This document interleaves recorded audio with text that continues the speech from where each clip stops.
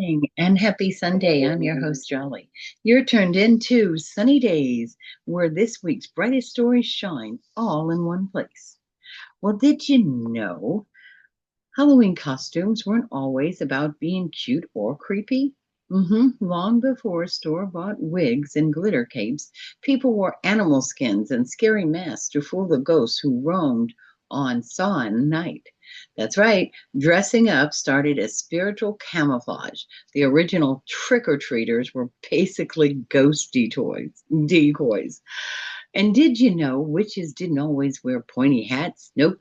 Back in the day, some wore furs and even animal skulls. Well, imagine showing up at the village costume contest like, I'm a wolf, but made it fashion. Yeah. Oh.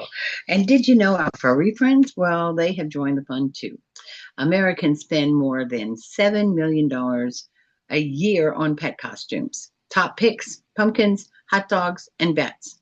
And somewhere right now, there's a pug and a taco shell wondering how life led to this. So, whether you're rocking a cape, a crown, or a cardboard box creation, remember, every costume has a story. And the best ones, they let your spirit and maybe your inner ghost shine on through. And a Halloween rhyme this week, it is October, called Whispers in the Dark. In shadows deep where secrets creep, the midnight's mist begins to seep.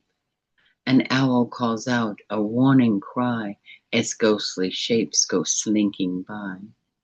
The wind, it howls a mournful tune beneath the glare of a ghostly moon.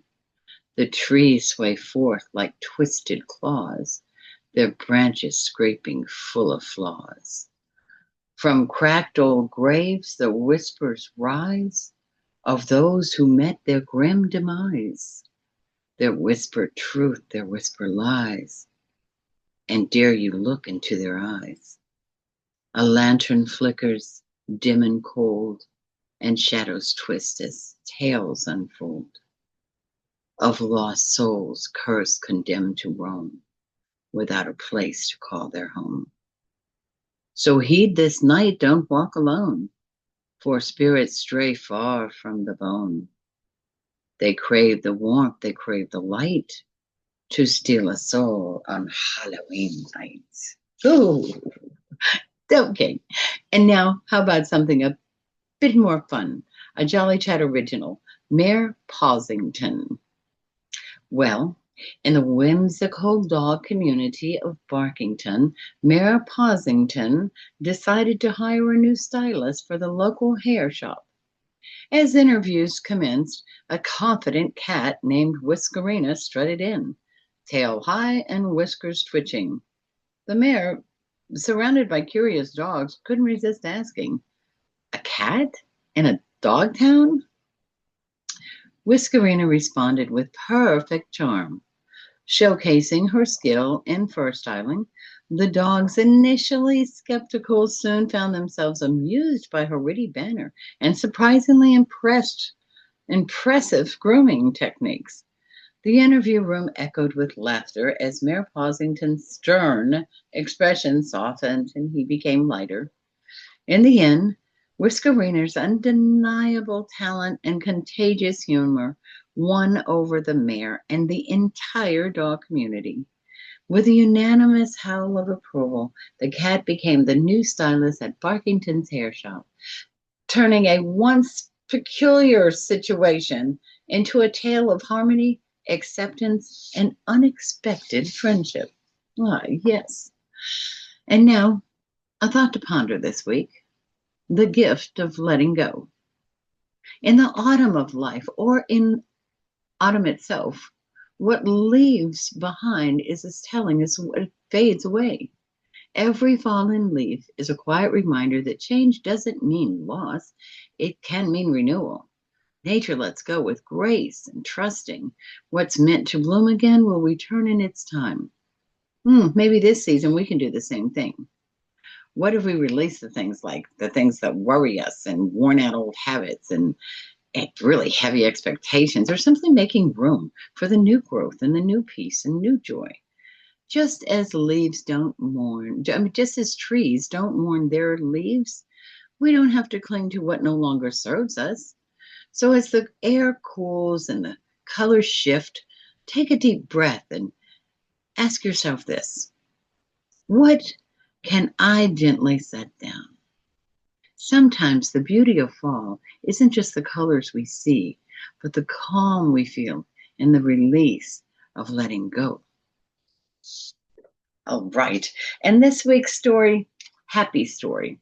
Well, we're going to step back for just a minute. A living symbol of truth. For many, the iconic Rosie the Riveter image depicting a determined woman flexing her arm represents the strength and perseverance of American workers during World War II. For Jennifer McClellan, however, that image feels deeply personal. Jennifer, who turned 100 last year, once worked at a Burbank factory for Lockheed Aircraft, which later would become the modern aerospace company Lockheed Martin. Like millions of women at the time, she stepped into a role traditionally held by men, joining an unprecedented movement of female workers who supported the war effort by building planes, building ships, and building other essential equipment. These women, often called Rosies, not only helped win the war, but also set the stage for greater acceptance of women in the workforce. At her 100th birthday celebration, Jennifer reflected on her experiences.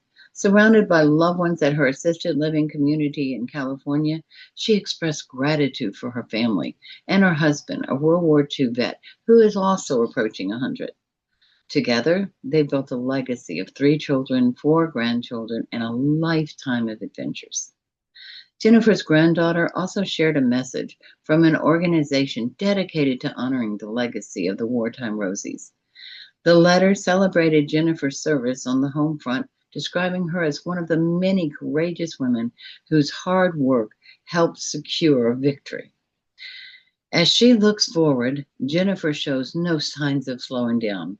With a nod to the famous Rosie motto, she playfully quipped that she's looking forward to turning 150.